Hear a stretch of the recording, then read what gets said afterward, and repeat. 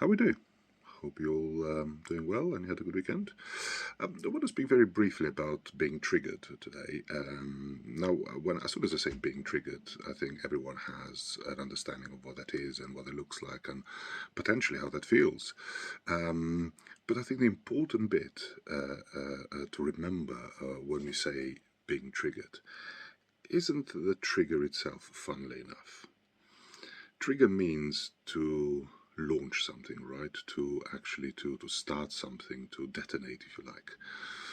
Now, the important bit to realize when we talk about triggered or triggering isn't the trigger itself. It's the fact that we have like a bomb inside of us. Like we have this kind of explosive sort of burden.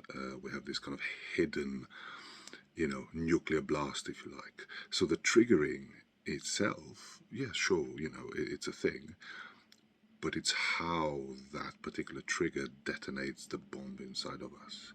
So, we can't really expect the world to be, bereft of triggers. Unfortunately, there'll always be a trigger. So what we need to address really isn't the triggers, but it's the bomb, right? We need to diffuse that bomb. We need to diffuse that pain, that distress, and whatever's happening there.